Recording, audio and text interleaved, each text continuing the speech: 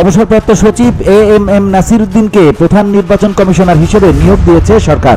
বৃহস্পতিবার মন্ত্রিপরিষদ বিভাগ থেকে এ বিষয়ে প্রজ্ঞাপন জারি করা হয়েছে।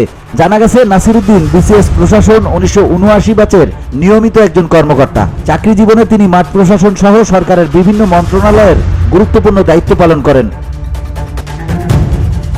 তিনি 2005 সাল থেকে 2007 সালের 10 অক্টোবর পর্যন্ত সচিব পদে কর্মরত ছিলেন। ওই সময়কাল পর্যন্ত তিনি জ্বালানি ও খনিজ সম্পদ সচিব হিসেবে দায়িত্ব পালন করেন। এরপর তিনি স্বাস্থ্য মন্ত্রণালয়ের সচিব পদে দায়িত্ব পালন করেন। 2009 সালের জানুয়ারিতে অবসরে যান নাসির উদ্দিন। বৃহস্পতিবার মন্ত্রিপরিষদ সচিব ডক্টর শেখ আব্দুর রশিদের সই করা একটি প্রজ্ঞাপনে বলা হয়, সংবিধানের 118(1) অনুচ্ছেদে প্রদত্ত ক্ষমতা বলে বৃহস্পতিবার বাংলাদেশ সরকারের অবসরপ্রাপ্ত সচিব এএমএম নাসির উদ্দিনকে প্রধান নির্বাচন কমিশনার পদে নিয়োগ দেওয়া হয়েছে। অন্য একটি প্রজ্ঞাপনে 4 কমিশনারের নিয়োগের বিষয়টিও জানানো হয়েছে। 4 কমিশনাররা হলেন মোহাম্মদ আনোয়ারুল ইসলাম সরকার, অতিরিক্ত সচিব অবসরপ্রাপ্ত; আব্দুর রহমান এল মাসুদ, জেলা ও দায়রা জজ অবসরপ্রাপ্ত; বেগম তাহমিদা আহমেদ, যুগ্ম সচিব অবসরপ্রাপ্ত; ব্রিগেডিয়ার জেনারেল আবুল ফজল মোহাম্মদ সানাউল্লাহ অবসরপ্রাপ্ত। নতুন প্রধান নির্বাচন কমিশনার এএমএম নাসির উদ্দিন বলেছেন, গত 3টি জাতীয় নির্বাচনে মানুষ ভোট দিতে পারেনি।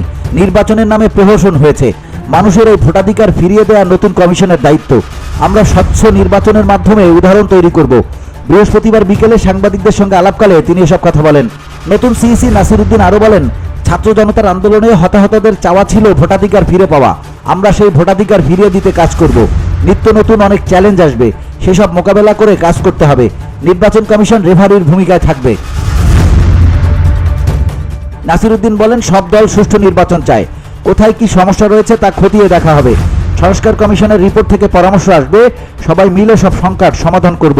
ভোটার তালিকা হালনাগাদ বিশাল চ্যালেঞ্জ মন্তব্য করে নতুন সিইসি বলেন, নির্বাচন কেন্দ্রিক সংস্কার শেষ করতে হবে। সংস্কার কমিশন যত তাড়াতাড়ি রিপোর্ট দিবে, তত নির্বাচনের কাজ এগিয়ে নেওয়া যাবে। তবে আওয়ামী লীগের নির্বাচনে অংশগ্রহণের বিষয়ে কোনো মন্তব্য করতে রাজি হননি নতুন CEC. BOD Bangla news desk.